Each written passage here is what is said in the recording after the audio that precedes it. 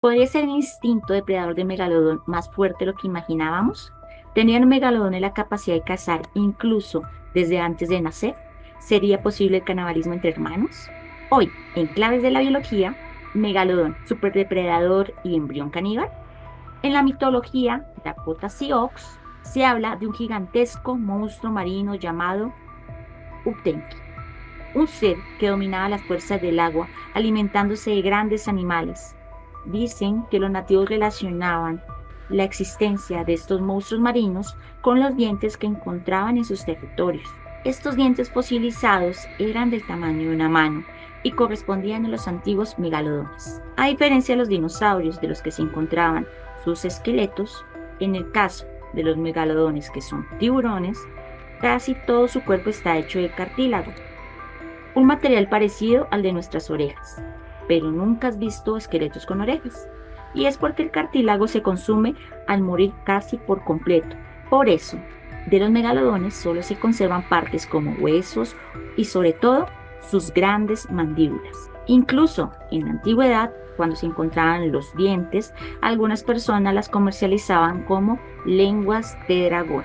En Malta, uno de los países donde se hallaron más dientes de megalodones, se utilizaban como curas, rayándolas y consumiéndolas en bebida.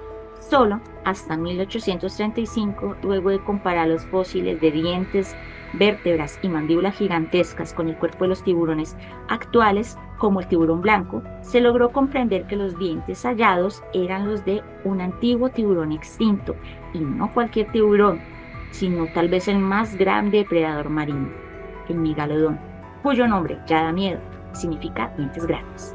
El megalodón es una perfecta máquina depredadora.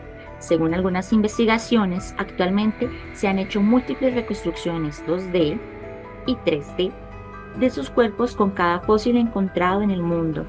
Con precisión se afirman que los megalodones adultos promedios podrían tener un tamaño de 16 a 18 metros y los gigantes haber alcanzado los 20 metros, tan grandes como autobuses o transmilenios. Se ha determinado que podían comer alimentos favoritos en 3 a 5 mordiscos.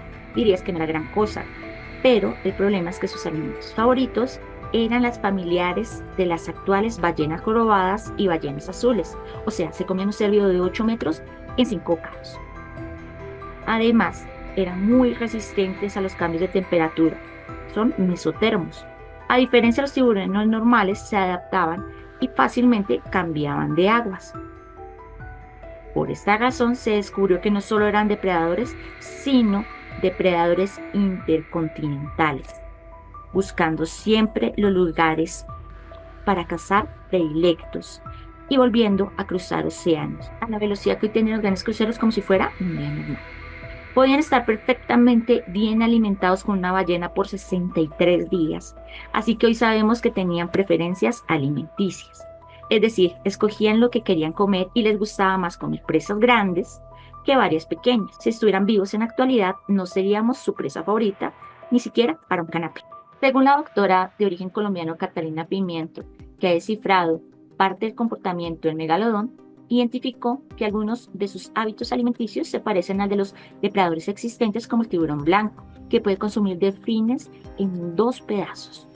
Y aunque desde hace ya muchos años sabemos que los megalodón se encuentran en el nivel más alto de los depredadores actuales, lo que los hace que los llamemos superdepredadores superiores, lo que ha descrito el japonés Kencho Shimada asombró a todos los seguidores del megalodón en el mundo.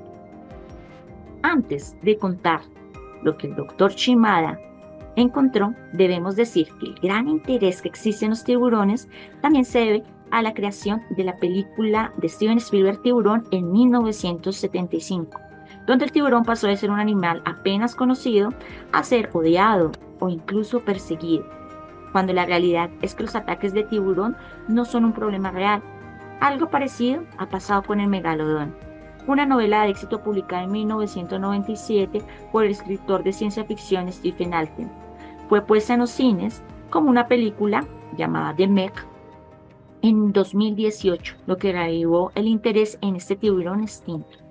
Volviendo al doctor Shimada, tratando de entender qué había hecho del megalodón una especie tan exitosa que había sido el jefe de los océanos por 25 millones de años, todo el Mioceno, descubrió una zona de nacimientos o acunamientos en Panamá. Zonas de acunamientos son lugares donde las mamás tiburón depositan a sus crías. Resulta que los tiburones fueron los primeros seres vivos en fecundación interna, es decir, con la presencia de una especie de pene que ingresa en una cloaca, algo así como en una vagina. En el caso del tiburón, tiene dos penes que se llaman claspers, y en tiburón hembra tienen los úteros. Los úteros tienen como un pasillo de comunicación. Hay tiburones que son ovovíparos, es decir, tienen sus huevos dentro y sus bebés sin vivos. El doctor Shimada descubrió que los bebés de los megalodones nacían casi de 2 metros algunos, algo desproporcionado incluso para tiburones de gran tamaño. Así que investigando los casos llegó a encontrar vértebras muy pequeñas, lo que podría hacer pensar que habían bebés no nacidos de los megalodones. Fue así que empezó a buscar una respuesta. ¿Sería posible que los megalodones estuvieran comiéndose a sus hermanos en el vientre?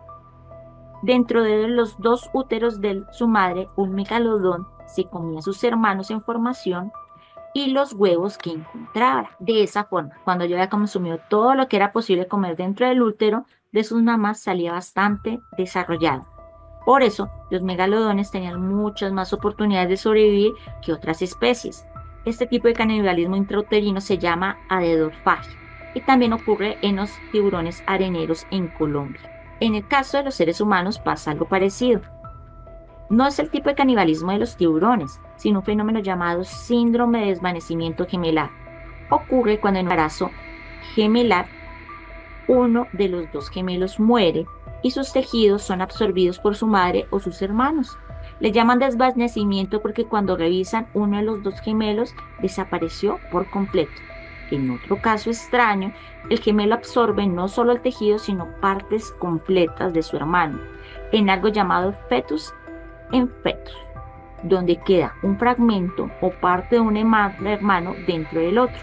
En algunos casos, esto puede ser visible o verse solamente como una especie de bulto. Aunque el temible megalodón seguramente no tramó de una forma malvada la muerte de sus hermanos en el vientre como si fuera un asesino de sangre fría o una especie de primer Caín, lo que sí sabemos es que su instinto era captar la mayor cantidad de nutrientes para crecer y sobrevivir en un mundo donde era factible que una cría muriera rápidamente. No olvides dejar tus comentarios, darnos like y síguenos para más claves de la biología.